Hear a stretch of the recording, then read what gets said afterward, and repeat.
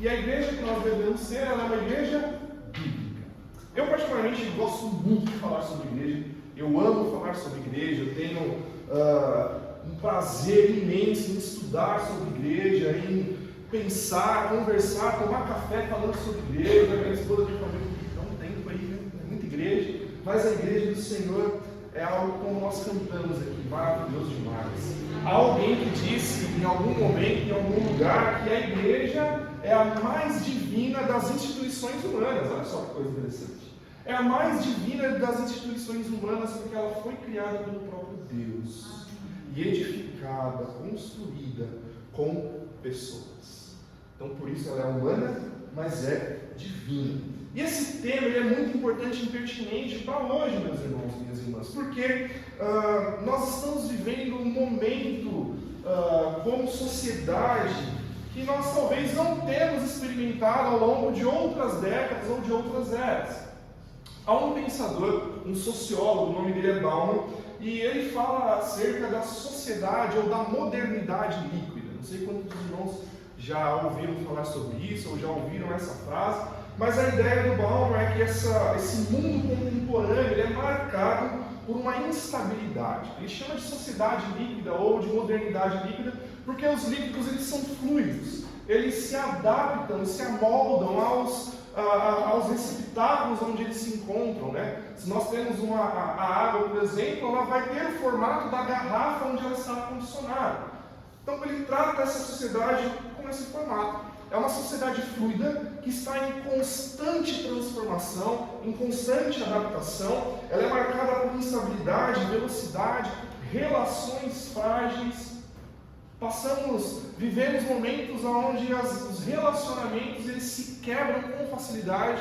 As pessoas são ensinadas e são tratadas a entender que elas não dependem de ninguém, que elas são suficientes em si mesmas. E essa semana eu vi um negócio lá, eu saí das redes sociais, né, e aí eu não tenho muito contato, mas eu vi alguém falando alguma coisa dizendo isso. A moça fez umas cirurgias plásticas e foram perguntar para ela, sabe quando você abre o navegador e aparece lá notícias do MSN, uma coisa assim, né? Você digitar Google e já aparece lá para você treinar. E aí estava lá que ela respondeu que eu me basto, eu sou o suficiente em mim mesmo. As relações se tornaram autorrelacionamentos. Nós temos dificuldades em manter, a nossa sociedade tem uma dificuldade gigante em construir e manter relacionamentos estáveis e duráveis por conta dessa característica. Nada permanece sólido por muito tempo. É assim na sociedade em que vivemos. Empregos são trocados, os irmãos mais antigos e os irmãos mais experientes, os irmãos mais experientes, vem de uma construção onde você entrava numa empresa e você tinha o hábito de planejar os seus próximos 10, 15, 20 anos naquele mesmo lugar, em funções talvez diferentes, mas trabalhando naquele lugar. Hoje nós vemos que as pessoas entram no emprego já pensando que daqui a um ano querem dar um salto e ir para um outro. E não quero dizer que isso é errado, nós temos que almejar outras experiências sim, mas o que ele está dizendo é que essa sociedade é marcada por isso. Empregos são substituídos, se não está bem eu saio daqui e vou para outro, esse não me agrada, eu escolho um outro e na hora que isso me atender, na hora que eu me sentir satisfeito, eu fico tempo enquanto isso durar. Há uma frase até para os casamentos de hoje em dia, né? Seja feliz enquanto dure. Enquanto dure. Mas geralmente não tem durado muito. Temos visto como o divórcio tem sido incentivado, como o abandono tem sido incentivado nos nossos dias. Empregos, vínculos afetivos, algo que as pessoas perderam ou têm dificuldade em encontrar hoje em dia: identidade. Vivemos a era da identidade que você escolhe. As pessoas não estão satisfeitas com a construção que Deus fez delas, quem são, mas precisam de algo novo. E a identidade, na verdade, é dada não por si ou por Deus, mas pela sociedade que olha para você e te rodeia. Vivemos em um momento difícil. Valores, projetos de vida, tudo está constantemente mudando. É um fluxo contínuo e ininterrupto. Tudo é muito dinâmico e muito rápido. As pessoas estruturam culturas, instituições mudam rapidamente. Recentemente, já tem algum tempo, eu morava aqui no Trem Paulista, morava ali perto do Hospital Santa Marcelina, vivi 20 anos da minha vida. E aí, esses tempos eu passei ali e aquele bairro já não era mais o bairro que eu morei por 20 anos. Eu só estou fora de lá 10, pelo menos, 12, com passagens rápidas. Eu não reconheço mais o lugar onde eu vivi por 20 anos, porque tudo muda rapidamente. A nossa cidade é uma cidade bem pequena, tem cerca de 70 mil habitantes lá em Santa Isabel. E aí o pessoal sempre brinca que Santa Isabel tem uma rua que vai e uma rua que volta. E esse é o centro. Né? É isso, não deve ter lá, né? É uma rua que vai e uma que volta. É bem isso. Aqui você vai no centro, tem uma praça lá, que tem um chafariz, você deu a volta e já está na rua que volta. É bem isso. Lojas abrem, andando de um mês, as lojas fecham. Troca-se de dono, troca-se de lugar. Tudo passa muito rápido. Quantos de nós, nos nossos empregos, nos nossos trabalhos, não ouvimos que se nós não nos adaptarmos às novas tendências ou à moda, nós estamos ultrapassados? Se nós possuímos valores talvez mais conservadores, se posso usar essa palavra, nós somos taxados de retrógrados. Nossa, você ainda acredita nisso? Você pensa nesses valores, como você está ultrapassado? E nesse cenário, irmãos, a igreja ela enfrenta um grande desafio. Porque nós temos uma missão. Nós somos chamados pelo Senhor Jesus, tirados do reino de trevas, levados para um reino de luz, mas nós levamos conosco nesse resgate um chamamento de Deus, um desafio do Senhor para que nós sejamos as suas testemunhas, para que façamos discípulos. E nesse sentido, a igreja enfrenta um grande desafio, porque nós precisamos transmitir a mensagem, nós precisamos anunciar, proclamar o Evangelho. Mas como que nós podemos fazer isso diante dessa sociedade, se a linguagem, as formas de comunicação mudaram, já não são mais as mesmas, se constantemente isso é transformado, como que nós podemos comunicar essa mensagem de forma efetiva? Nós nos deparamos com um dilema. É um dilema, né, galera? Muito crítico. Até onde a igreja pode ir? Até onde a igreja precisa se adaptar? Até onde a igreja precisa ser contextualizada? Nós usamos essa palavra com muita frequência. A igreja precisa entender o contexto onde ela está inserida. Mas qual será que é o limite? Qual será que é a linha até onde a igreja pode chegar para apresentar o Evangelho diante de um mundo tão dinâmico? Há alguns que escolhem algumas mudanças drásticas. E aqui nós temos alguns perigos. Há alguns que até mesmo vão abandonar valores que nós consideramos e que a Bíblia nos apresenta como negociáveis.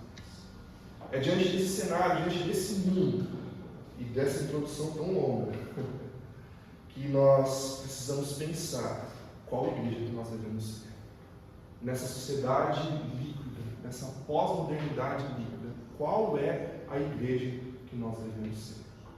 E a resposta nós já temos. É uma igreja bíblica. Quero convidar você a abrir a sua Bíblia em Atos, capítulo 2, um texto que nós conhecemos quase de cor, versículos de número 42 até o 47. Atos, capítulo 2, versículos de número 42 até o versículo de número 47.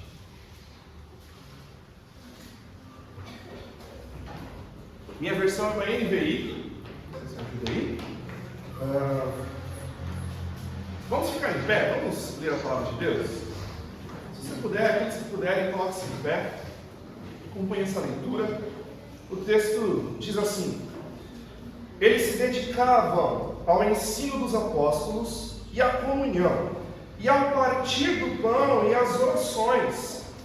Todos estavam cheios de temor, e muitas maravilhas e sinais eram feitos pelos apóstolos. Os que criam mantinham-se unidos e tinham tudo em comum. Vendendo suas propriedades e os seus bens, distribuíam a cada um conforme a sua necessidade. Todos os dias continuavam a reunir-se no pátio do templo e partiam o pão em suas casas e juntos participavam das refeições com alegria e sinceridade de coração, louvando a Deus e tendo a simpatia de todo o povo. E o Senhor lhes acrescentava diariamente os que iam sendo salvos. Vamos orar.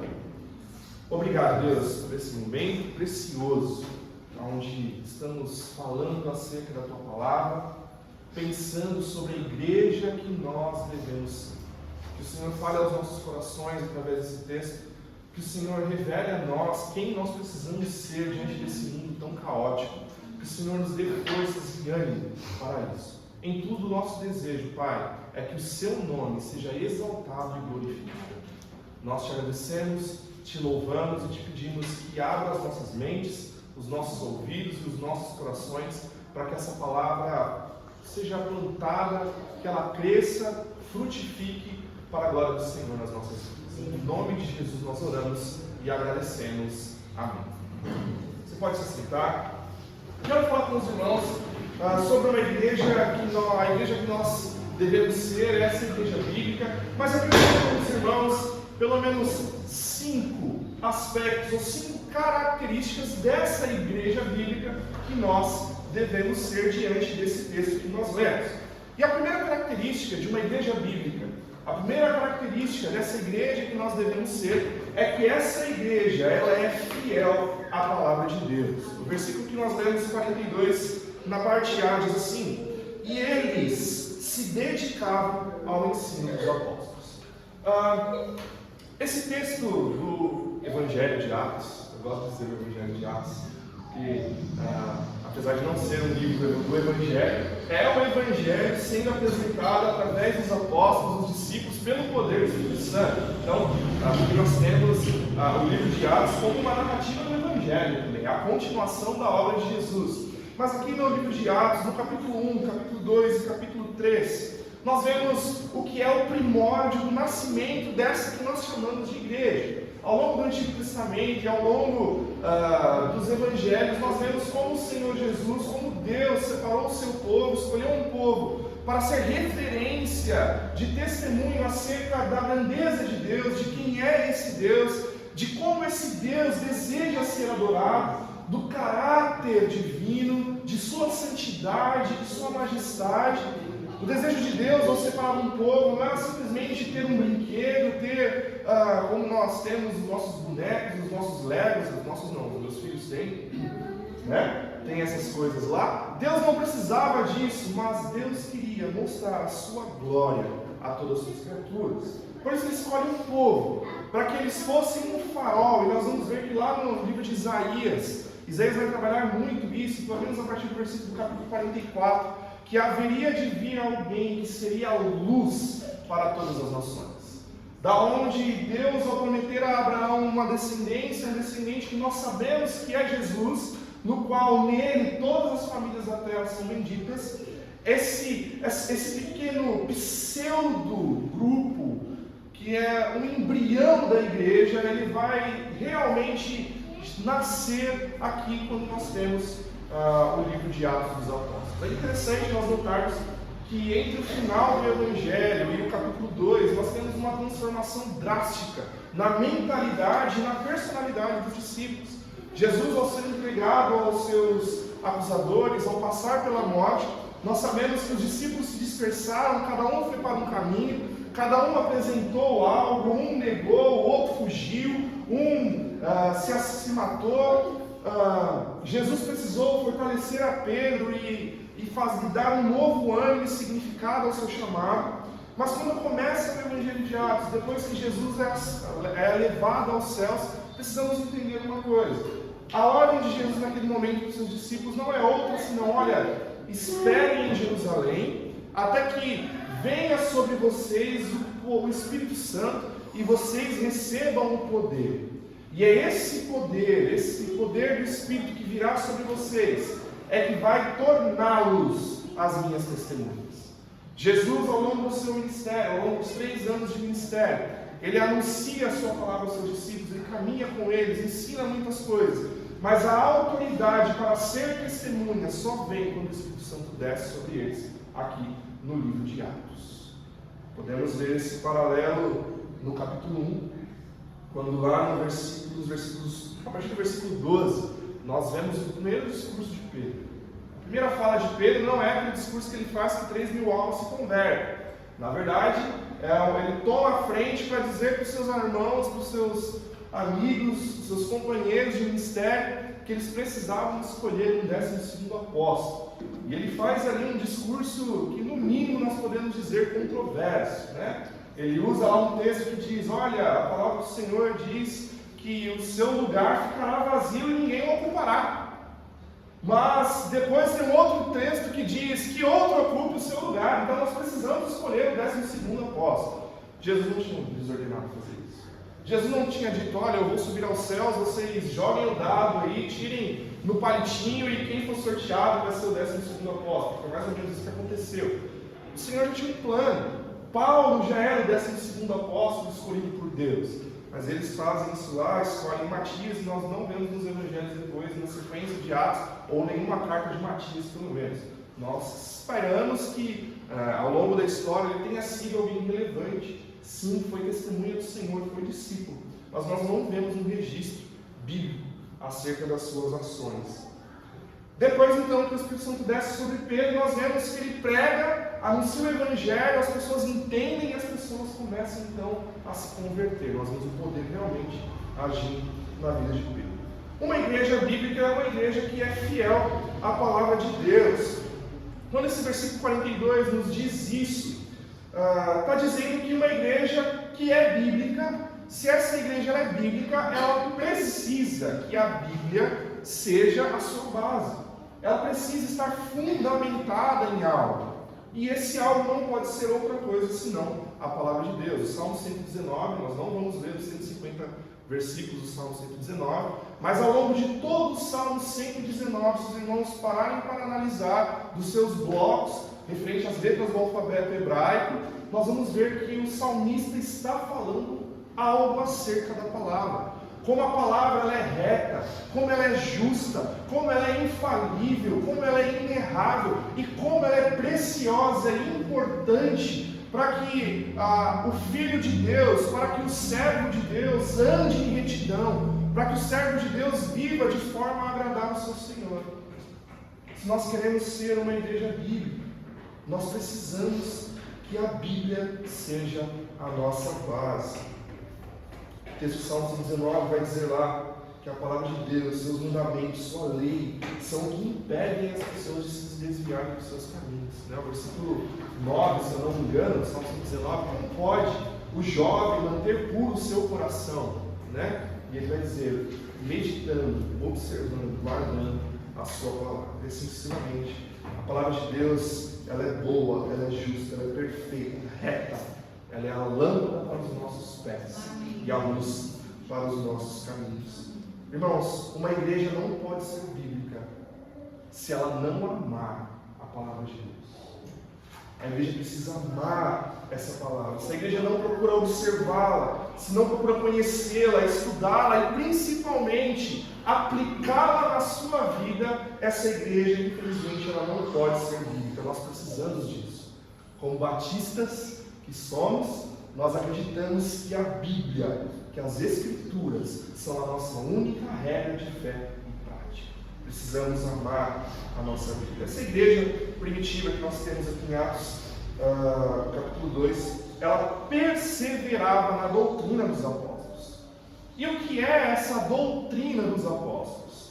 É tudo aquilo que os discípulos aprenderam de Jesus. Precisamos lembrar que Jesus chamou os seus discípulos e tinha muita gente que seguia a Jesus Cristo, seja de perto, seja de longe, alguns mais de longe ainda, mas Jesus ensinava o Evangelho a todas elas. Jesus ensinava os caminhos do Senhor, a vontade de Deus, como deveria ser a vida de um filho da luz. Jesus ensinava isso aos seus discípulos. Mais à frente, Jesus chama os 12 separados, separa eles e os faz seus apóstolos. Isso está lá em Marcos capítulo 3. Ele lhes transmite outros ensinamentos e lhes compartilha da sua autoridade, dizendo que eles iriam à sua frente, que eles pregariam a sua palavra, que eles fariam milagres, que eles expulsariam demônios. Jesus faz com que esses homens e mulheres sejam suas testemunhas, lhe dando a missão que nós conhecemos lá em Mateus 28:19. Quando essa igreja ela é perseverante, a minha versão diz que ela diariamente eles se dedicavam ao ensino dos apóstolos, isso é, eles se empenhavam naquilo que os apóstolos faziam, repartiam. E o que eles faziam? Eles repartiam tudo aquilo que eles haviam aprendido de Jesus. Essa é a doutrina. E o que Jesus ensina é o que nós temos conhecimento a partir da palavra que Ele nos deixou. Por isso, uma igreja bíblica, ela tem a Bíblia como base. Precisamos entender que nem todo discípulo de Jesus é um apóstolo. Isso precisa ficar bem claro. Apesar dos 12, num primeiro momento, terem sido discípulos, eles foram separados para serem apóstolos. Isso está lá em Mateus 16:18. Lembremos que Jesus, quando diz a Pedro: tu és Pedro, e sobre essa rocha edificarei a minha igreja, Jesus não está edificando a sua igreja sobre o apóstolo, mas sobre a afirmação, a declaração de que Jesus Cristo é o Filho de Deus. Essa é a base. Isso é o que nós acreditamos. Jesus diz lá em João capítulo 15, versículos 14 até o 17: vocês vão ser os meus discípulos, se vocês fizerem o que eu vos mando. E aí ele vai dizer quais são os seus mandamentos. Irmãos, precisamos amar a palavra de Deus. Precisamos nos dedicar à palavra de Deus. Esse texto vai nos dizer que eles se dedicavam ao ensino. E eles iam todos os dias. O versículo 46 diz assim: todos os dias continuavam a reunir-se no pátio do templo. O ensino apostólico acontecia de uma forma geral, nas reuniões diárias que eles tinham no pátio do templo. Precisamos lembrar que muitos daqueles irmãos não podiam entrar no santuário, que era reservado somente para os sacerdotes e para os judeus, mas eles ensinavam no pátio do templo e nas casas. Isso é uma prática diária. E ali é interessante que as pessoas estavam diante do Evangelho, elas aceitavam a Jesus como seu Salvador, elas recebiam o Espírito Santo, se tornavam discípulos e elas começavam a replicar esses ensinos nos grupos que eram formados dentro das suas casas. Meu irmão, minha irmã, se você quer ser uma igreja bíblica, Igreja Batista em Jardim Guaraci, se você deseja ser uma igreja bíblica, precisam ser fiéis às Escrituras. Se nós queremos ser uma igreja bíblica, precisamos ser fiéis às Escrituras, a começar aqui nesse culto. E eu posso louvar a Deus, porque eu sei que o pastor de vocês é um homem fiel à palavra de Deus. Mas não pode ficar somente nesses cultos. Esses bancos precisam ser fiéis às Escrituras. As casas dos irmãos, a minha casa, precisa ser fiel às Escrituras. Precisamos lembrar que a fé ela vem pelo ouvir, mas não por ouvir qualquer coisa. Ela vem pelo ouvir a palavra de Deus. E aqui nós precisamos fazer uma pergunta: como anda a sua rotina de leitura e estudo da Bíblia?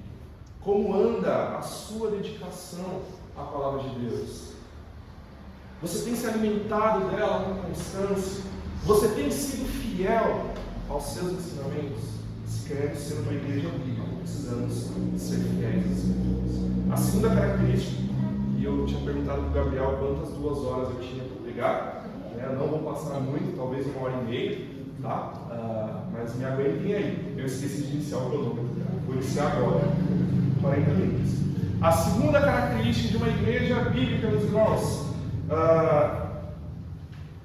é que ela persevera na oração. Se em primeiro lugar ela é fiel às Escrituras, em segundo lugar, a segunda característica é que ela persevera na oração. O texto vai dizer: eles se dedicavam ao ensino dos apóstolos e à comunhão e ao partir do pão e às orações. Essa igreja que se dedica às Escrituras, que queria conhecer mais a Deus através da sua palavra, também é uma igreja fervorosa em oração, que queria conhecer mais a Deus falando com Ele diretamente. Orar já era um dos costumes dos judeus. Eles tinham um hábito de orar várias vezes ao dia. Lá em Daniel capítulo 6, versículo 10, nós vemos que diante da mensagem de que eles precisavam se dobrar diante do faraó, Daniel vai para o seu aposento e o texto diz que lá ele se colocou em oração como ele fazia todos os dias, pelo menos 3 vezes. Está lá em Daniel capítulo 6, versículo 10. Ele, por 3 vezes ao longo do dia, ele orava. E precisamos pensar que não era uma oração, Senhor, abençoe minha comida, perdoe os meus pecados, Deus amém. Ou aquela oração antes de dormir, né? Senhor, abençoe os meus pecados, perdoe a minha honestidade, perdoe Jesus, em nome de Jesus, amém, né? Porque às vezes tem uma oração assim, muito sono. Não era esse tipo de oração, era uma oração de coração derramado, era uma oração confiante. Lá na consagração do templo, quando Salomão está dedicando o templo ao Senhor, ele ora a Deus, ele pede, Senhor, coloca o seu nome sobre esse lugar, a glória de Deus vem até o templo, ele pede, Senhor, que o teu povo, onde quer que esteja, ao longo de toda a face da terra, que ao orar, se dirigindo ou voltando seus rostos para a direção desse templo, que eles sejam ouvidos pelo Senhor. Os judeus tinham o costume de orar. Quando Deus se apresenta pela primeira vez a Moisés, Deus diz o seguinte para Moisés: eu ouvi as orações, os clamores, os lamentos, eu ouvi as orações do meu povo e desci para libertá-los. O Novo Testamento também nos dá uma ênfase enorme na oração. Oração fazia parte da rotina de Jesus. Jesus constantemente orava. E lá em Lucas 11, de 1 a 13, nós vemos que ele ensinou seus discípulos a orarem também. Temos lá a oração do Pai Nosso. Os apóstolos que seguiram a mensagem de Jesus, que seguiram o ministério, deram sequência ao ministério de Jesus, também oravam. Lá em Atos capítulo 3, versículo 1, está aqui do nosso lado, diz assim: certo dia, Pedro e João estavam subindo ao templo na hora da oração, às 3 da tarde. Eles estavam indo para as orações no templo. E aí eles encontram lá o mendigo aleijado, toda aquela manifestação do poder de Deus. Mas os apóstolos oravam. As cartas do apóstolo Paulo estão recheadas de orientações acerca da oração. Paulo vai dizer que nós precisávamos, na verdade ele começa suas cartas muitas vezes dizendo: eu louvo a Deus nas minhas orações quando eu lembro de vocês. São poucas as cartas que Paulo não fala isso. Paulo orava constantemente pelas igrejas que ele fundou. E ele orienta nas suas cartas que os irmãos também deveriam orar uns pelos outros, orar por ele, orem para que eu seja fortalecido para pregar o Evangelho com intrepidez. O Novo Testamento dá ênfase à oração. Esses irmãos aqui na igreja primitiva, eles oravam com fervor. Lá no capítulo 4, dos versículos de número 23 até o versículo de número 31, nós vemos que uma perseguição estava sendo estabelecida ali, e aqueles irmãos oraram a Deus. Lá no versículo 24 diz assim: ouvindo isso, levantaram juntos a voz a Deus, dizendo: ó soberano, tu fizeste os céus, a terra, o mar e tudo que neles há. E eles fazem uma oração linda. E lá no versículo 31 vai dizer: depois de orarem, o lugar onde estavam tremeu, e todos ficaram cheios do Espírito Santo, e anunciavam corajosamente a palavra de Deus. Irmãos, por que esses irmãos oravam? Lá no capítulo 12 do Evangelho de Atos, lá no capítulo 12, quando Pedro está preso, os irmãos se reuniram nas suas casas para orar. E Pedro é liberto, eles estão orando, e quando ele chega na porta, eles não acreditam. Mas eles estavam em oração. Esses irmãos oravam porque eles entendiam, em primeiro lugar, que a oração é um canal direto de comunicação com Deus. Através da oração, nós falamos com Deus. Através das Escrituras, Deus fala conosco. Há alguns irmãos que têm a experiência, sim, de ouvir a voz de Deus em oração, de ouvir o manifestar do Espírito Santo nas suas mentes e nos seus corações enquanto oram. Precisamos lembrar que essa oração sempre está alinhada com a palavra. Mas ora, na oração nós falamos com Deus. Eles entendiam que a oração era importante em segundo lugar porque Jesus orava. Eles seguiam o modelo e o exemplo de Jesus. E eles entendiam, por último, que a oração era a forma como o poder de Deus era derramado em suas vidas, na vida da igreja. Era onde eles entregavam os seus pedidos, os seus anseios, os seus desejos por cura, por libertação. Como eu já disse, Paulo pede que ore para que o Senhor fortaleça. Através das orações, nós podemos presenciar o poder de Deus agir. Há quem diga, eu me seguro ali, me mantenho firme nas convicções que tenho. Há alguns que digam que as orações movem o coração de Deus. Porque quando nós somos uma igreja viva, que ama a palavra de Deus, as nossas orações, na verdade, estão alinhadas com o coração de Deus. Não é que Deus se move porque eu estou orando, é que eu estou orando de acordo com a vontade dele. As orações manifestam o poder de Deus. Se queremos ser uma igreja bíblica, precisamos dedicar tempo, investir tempo de qualidade com Deus através das nossas orações. E aí entra mais uma pergunta: como tem sido a nossa vida? Tem um livro do Bill Hybels que chama Ocupado Demais para Deixar de Orar. É um livro bem clássico. Depois, se irmãos podem dar uma olhada nele. Precisamos dedicar tempo em oração com Deus, porque a oração é um canal direto com Deus. O Senhor deseja nos ouvir. A palavra de Deus nos diz: buscar-me-eis e me achareis quando me buscarem de todo o vosso coração. O Senhor não está com seus ouvidos tampados para não nos ouvir. E precisamos lembrar que o Espírito Santo, na verdade, leva os nossos desejos de forma correta a Deus, porque nós nem sabemos como orar. Mas isso não é desculpa para não o fazermos. Uma igreja bíblica dedica tempo na oração, persevera em oração. A terceira característica é que essa igreja, uma igreja bíblica, ela é profundamente unida. Olha só, versículos 42 e o 44 até o 46. Diz assim: eles se dedicavam ao ensino dos apóstolos e à comunhão, e ao partir do pão e às orações. E o 44, os que criam mantinham-se unidos e tinham tudo em comum. Vendendo as suas propriedades e seus bens, eles distribuíam a cada um conforme a sua necessidade. E todos os dias continuavam a reunir-se no pátio do templo, partiam o pão em suas casas e juntos participavam das refeições com alegria e sinceridade de coração. Esses irmãos, eles foram realmente transformados, eles experimentaram uma transformação genuína pelo Espírito Santo.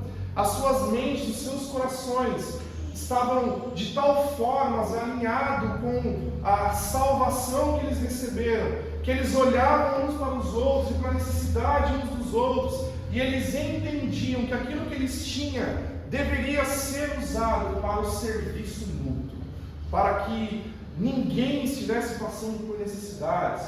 Há algumas discussões que nós trazemos, alguns estudiosos trazem, porque eles vendiam tudo, colocavam aos pés dos apóstolos, não tinham nada considerado como seus, tudo era comum.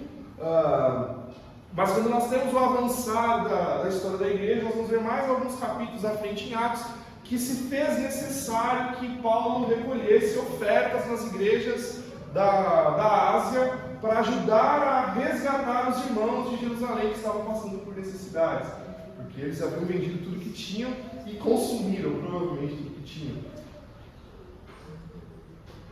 Mordomia cristã, eu quero falar isso com muito cuidado. Mordomia cristã não pode ser desculpa para a irresponsabilidade financeira. Mas esse não é o tema da mensagem. Nós precisamos deixar isso pontuado. Esses irmãos, e a visão que eles tinham, não era simplesmente uma visão de eu não me importo com as minhas coisas, mas eu me importo demais com o meu irmão para deixá-lo padecer. Tem até uma música, né? Do HCC, os irmãos tocam do HCC, né? Tem uma música lá do Barnabé, né? O próximo capítulo vai falar sobre ele.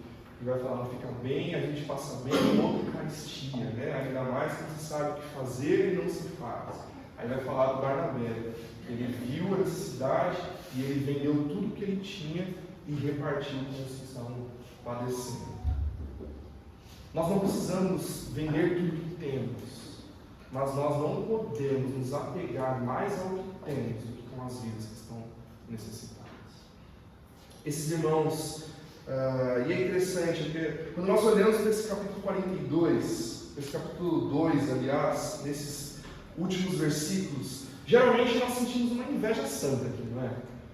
Não sei os irmãos, a gente sente uma inveja santa, nossa, aquilo devia ser um lugar maravilhoso. As relações eram harmoniosas, as pessoas se preocupavam umas com as outras, tinham tudo em comum, eles faziam questão de estarem juntos, todos os dias, aprendendo a palavra de Deus, orando, eles se resgatavam da necessidade, eles estavam unidos. Lá no capítulo 4, olha só que interessante, o que o capítulo 4 fala no versículo 32? Da multidão dos que creram, uma era a mente e um o coração. Ninguém considerava unicamente sua coisa alguma, mas compartilhavam tudo que tinha. Quem não gostaria de viver isso? Estar numa igreja onde nós temos uma só mente. A impressão que dá é que não tinham confusões, não tinham brigas. Lá no capítulo 6 nós vamos ver que a realidade é um pouquinho diferente, né? Mas nós olhamos de uma forma romântica esse texto e dá uma inveja santa dessa unidade. Nós queremos isso para nós. Quem aqui não quer a unidade da igreja? Levanta a mão. Não, filha, abaixa a mão aí. Ela ainda não é convertida, gente. Minha filha ainda não é convertida. Para aceitar Jesus em breve, vai entender. Nós queremos a unidade do corpo de Cristo. Nós cantamos aqui que nós somos um corpo, que nós somos uma igreja. Esses irmãos não só desfrutavam dessa comunhão. Desfrutar da comunhão é muito bom. Há um velho conto que os pastores até trazem, de que muitas vezes a gente recebe uma informação, pastor, mas essa igreja não é perfeita, essa igreja tem um monte de problemas, e geralmente a orientação é, se você achar uma igreja que é perfeita, não vai para lá, deixa eles, porque se você for para lá, vai deixar de ser perfeito. Não existe uma igreja perfeita. Esses irmãos não desfrutavam da comunhão simplesmente, pelo contrário, eles perseveravam e zelavam por essa comunhão. A comunhão era um reflexo de um coração e de uma mente convertidos ao Senhor Jesus. Não era simplesmente um movimento que aconteceu e eles foram se acostumando com aquilo. Eles se esforçavam para fazer, lhes custava. O texto diz que eles vendiam as suas propriedades, lhes custava algo, eles faziam sacrifícios para que houvesse a comunhão na igreja. A comunhão é feita pelo Espírito Santo, nós acreditamos nisso, mas nós precisamos participar do zelo pela comunhão. O texto diz lá que eles se dedicavam e perseveravam na comunhão. No 44, que eles se mantinham unidos, que eles tinham tudo em comum. Um só Senhor, a nossa fé, um só batismo, né? Um só Deus e Pai, que é em todos e por meio de todos. O apóstolo Paulo vai falar isso lá na frente. Eles zelavam pelo bem-estar de todos. E algo principal, irmãos, que nós precisamos prestar muita atenção, e eu quero te chamar a atenção nesse momento para isso. Eles valorizavam as celebrações. Eles valorizavam se reunir diariamente no pátio do templo, no partir do pão. Esse partir do pão, há algumas questões que os estudiosos trazem, se era simplesmente uma refeição, mas aqui provavelmente é uma alusão à celebração da ceia. Eles ceiavam toda segunda-feira. Nas segundas-feiras eles ceiavam, faziam a ceia do Senhor, mas eles participavam, esse texto diz, no partir do pão e nas refeições. Eles valorizavam estar juntos. O texto diz que eles faziam isso com alegria e sinceridade de coração. Precisamos aprender que na igreja não há espaço para individualismo. Eu não sei como são as assembleias aqui no Guaraci. Lá em Santa Isabel, graças ao Senhor Jesus, são tranquilas. Mas já presenciei em outros lugares, muitos irmãos já compartilharam, conversando, quão terríveis são algumas assembleias que nós participamos.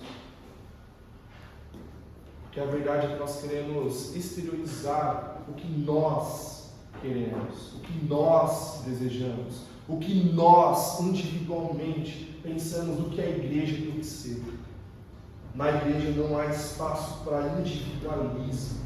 Nós devemos sim contribuir com as nossas individualidades. O texto que foi lido no começo vai falar acerca dos dons. Cada um de nós recebeu um dom do Espírito Santo. Não há nenhum cristão que não tenha recebido um dom do Espírito Santo para a edificação da igreja. Todos os membros, não é só o pastor, não são só os diáconos, não é só a liderança. Todos os membros são responsáveis pela edificação do corpo de Cristo, que receberam dons do Senhor. E os dons são para a edificação da igreja. Não há membro inútil no corpo de Cristo. Todos têm um papel importante. Precisamos entender que a igreja não existe para me servir exclusivamente. Essa sociedade do espetáculo, como nós falamos no começo, essa sociedade de modernidade líquida, tudo é espetáculo, tudo é show. Recentemente na nossa cidade, é uma cidade interiorana e tem um rodeio. Então foi ali uma semana de rodeio, metade da semana até o domingo de rodeio, de show, e a galera ia e era a melhor cidade do mundo. Mas quando acabou o show, quando acabou o rodeio, aí começou a aparecer algumas questões. Nós tratamos o culto como show, e isso é uma realidade dura. Muitas igrejas tratam o culto como um espetáculo. Eu vou lá assistir o culto. Aí sai, nossa, o louvor estava tão ruim hoje. O pastor estava tão sem poder. Culto não é show. Culto é uma celebração que nós prestamos. Culto é um reflexo de um coração grato a Deus por quem Ele é e pelo que Ele tem feito. Esses irmãos entendiam isso. E eles perseveravam, eles valorizavam todas as oportunidades que tinham de estarem juntos, celebrando a Deus, com alegria e sinceridade de coração. Uma igreja bíblica entende que comunhão não é uma opção. Comunhão não é uma opção, ela é uma ordem de Jesus.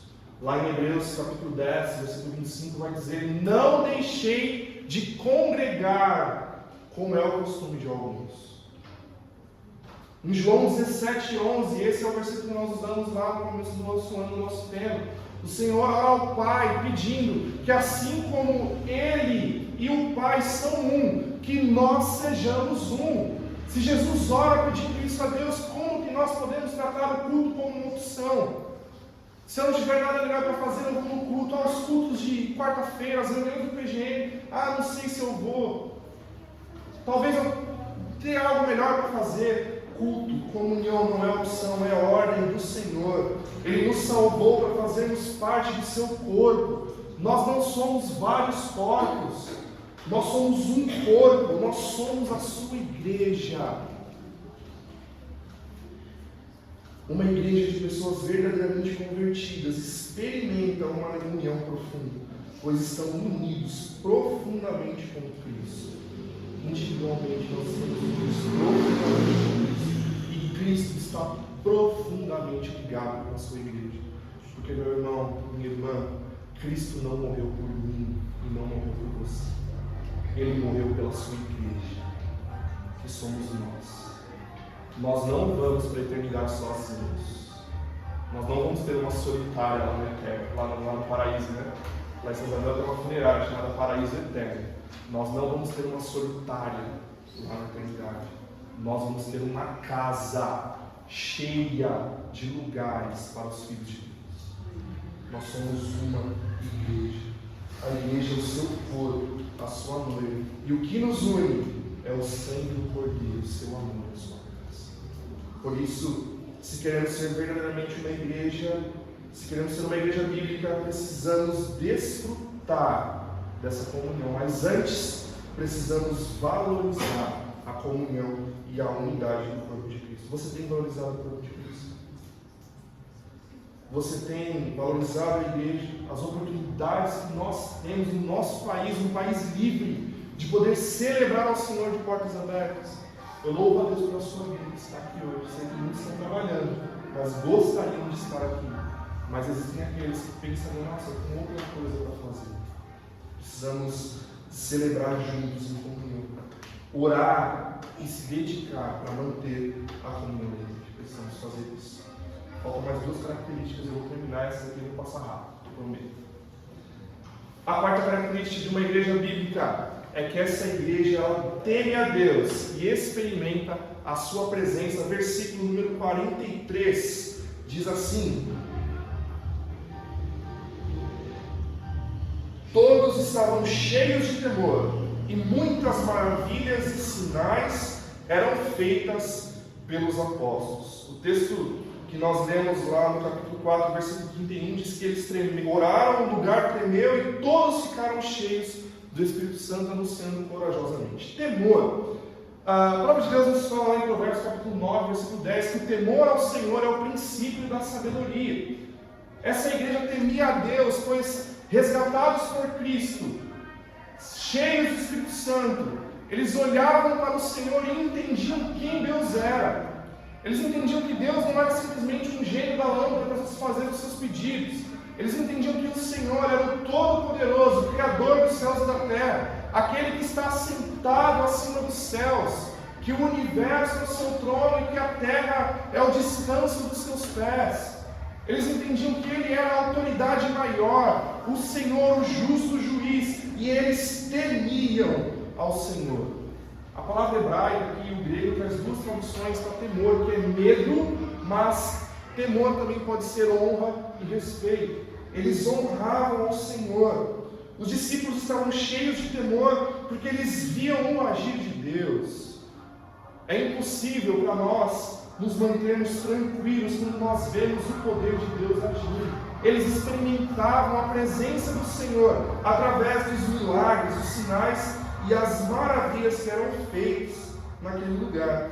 Eles reconheciam a beleza de Deus, seu poder, sua beleza e a sua majestade, e não duvidavam do Senhor e do seu braço forte. Eu trouxe um trecho de um comentário bíblico que diz assim: o povo foi tomado de temor reverente.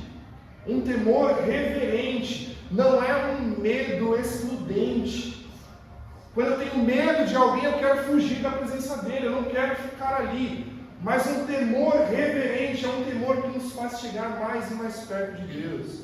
Eles experimentaram um temor reverente diante da manifestação clara do poder extraordinário do Espírito Santo. Diante dos primeiros sinais e maravilhas que Jesus fez, precisamos lembrar que a reação das pessoas era: eles ficaram maravilhados, espantados. Nunca antes nós havíamos visto coisa semelhante.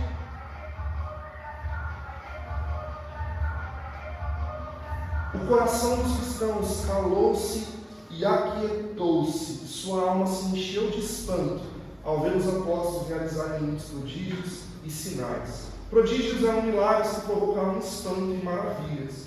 E sinais eram milagres que visavam a transmitir ensinamentos. Um milagre podia ser ao mesmo tempo um prodígio e um sinal. Lá nos finais do Evangelho de João, versículo 30 do capítulo 20, por exemplo, João vai dizer que muitas outras coisas haviam sido feitas por Jesus, mas que aqueles haviam sido registrados para que eles crescem.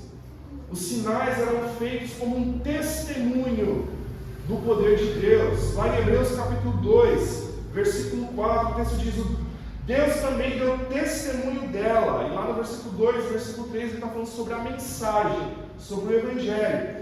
Por meio de sinais, maravilhas e diversos milagres e dons do Espírito Santo distribuídos, de acordo com a sua vontade. Os sinais e as maravilhas serviam para dar validade ao testemunho apostólico. No Evangelho, Jesus vai dizer que muitos sinais e maravilhas seguiriam aqueles que crescem. Eles estavam cheios de temor porque Deus manifestou o seu poder pelas mãos dos apóstolos para confirmar a sua mensagem. Uma igreja bíblica reconhece o poder de Deus e o lugar que ela ocupa. Se queremos ser uma igreja bíblica, precisamos ser fiéis à palavra de Deus, perseverar na oração, desfrutar e zelar por uma profunda união. Precisamos temer a Deus e experimentar a sua presença. Você já pôde provar e experimentar a presença de Deus aqui nesse lugar durante esses 29 anos? Amém. Eu creio que em algum momento, e que hoje nós podemos provar dessa presença maravilhosa do nosso Senhor. Amém. Deus é o mesmo Deus ontem, hoje e será eternamente. Ele continua tendo o mesmo poder que Ele tinha, fazendo as mesmas coisas que Ele tinha, e Ele pode operar nas nossas vidas. Por fim, eu quero encerrar com esse ponto, uma conclusão, com as 3 aplicações. Uma igreja bíblica é uma igreja que vive a adoração e que cresce de forma orgânica. A vida desses irmãos se tornou um hino de louvor a Deus. Olha só, versículo número 47. Louvando a Deus e tendo a simpatia de todo o povo, e o Senhor lhes acrescentava diariamente os que iam sendo salvos.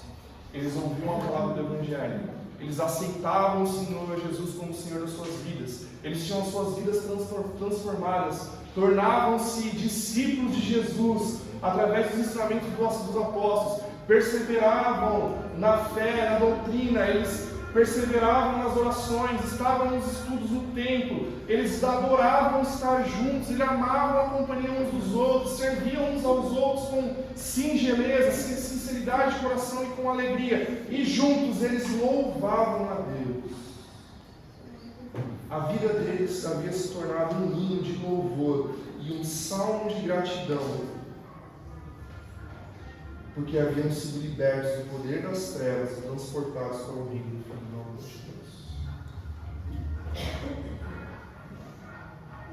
Essa paz que eles experimentaram, logo à frente, vai ser substituída por perseguição. A coisa era tão boa naquela igreja que o texto diz que caía na simpatia do povo. As pessoas olhavam e desejavam fazer parte daquilo, porque era um lugar maravilhoso.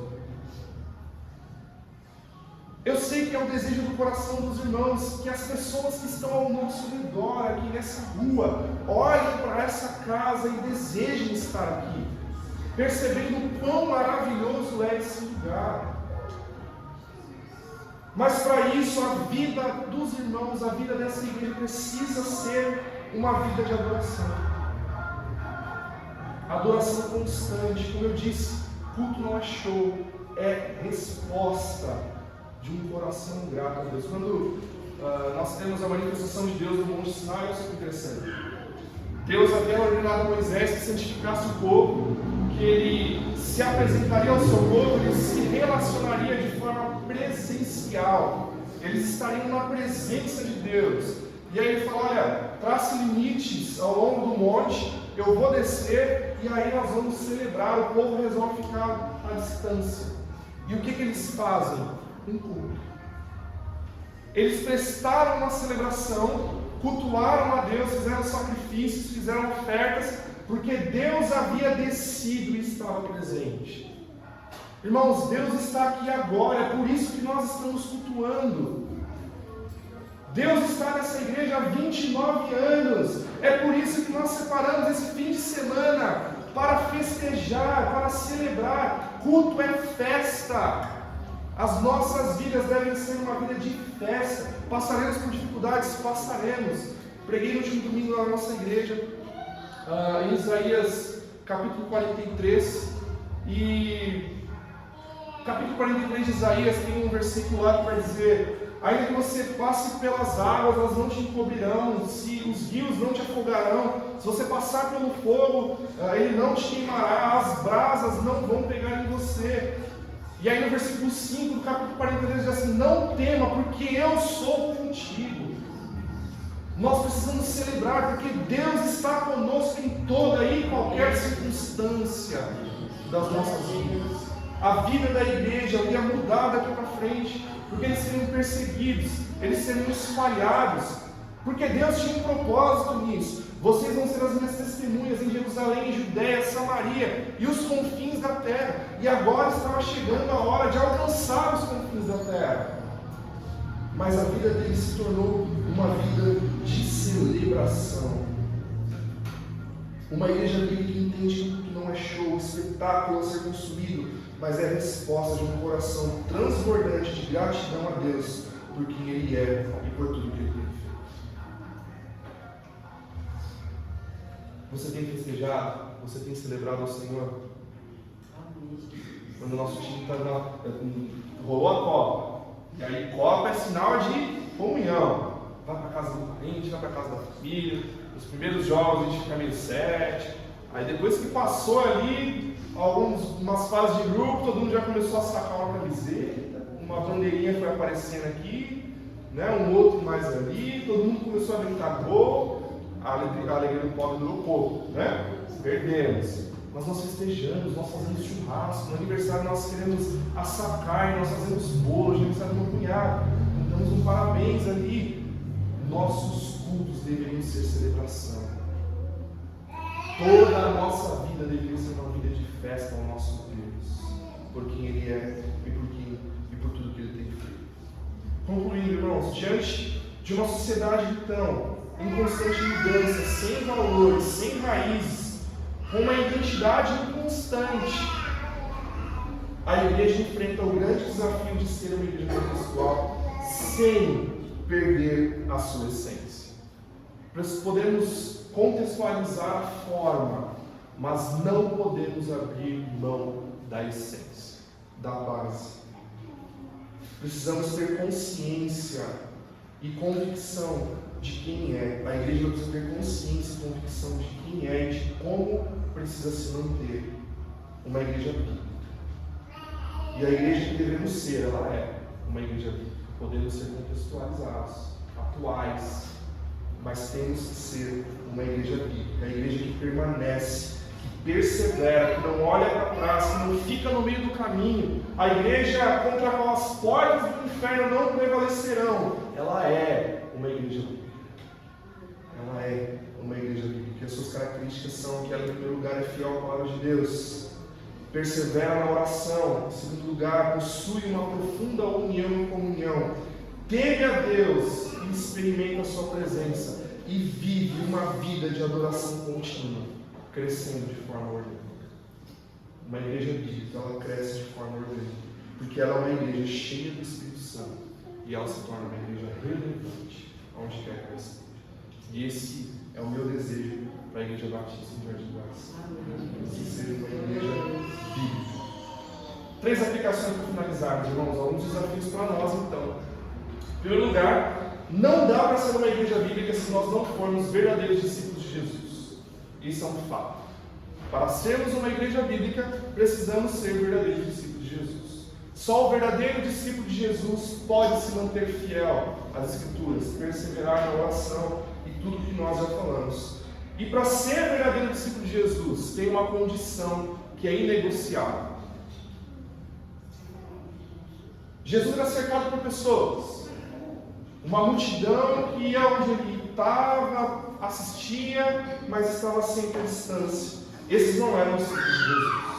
Talvez tenha alguém aqui hoje, pode ser algum de vocês, que tem vivido como um amigo do Evangelho.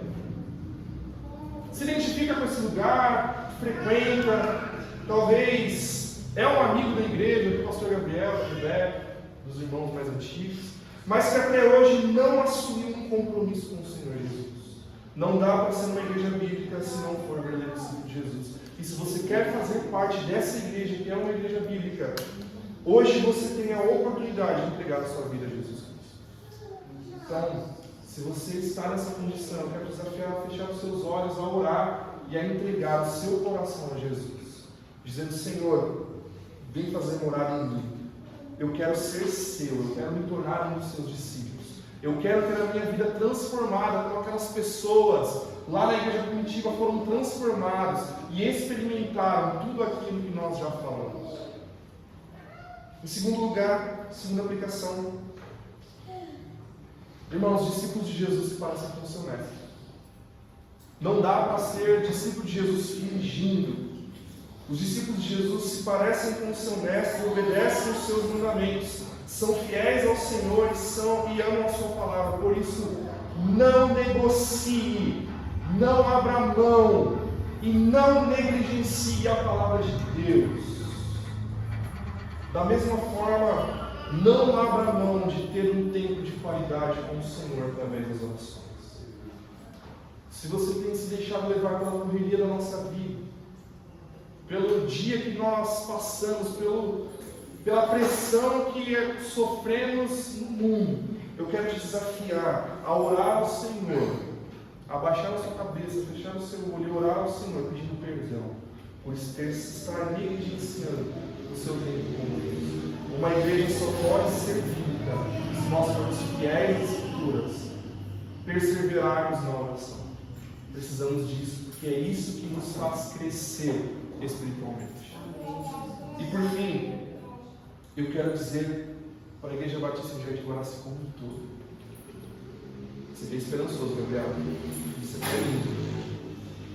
É possível, irmãos, nós termos o mesmo nível de comunhão que aquela igreja experimentou. É possível que essa igreja experimente uma união profunda como aquela igreja experimentou.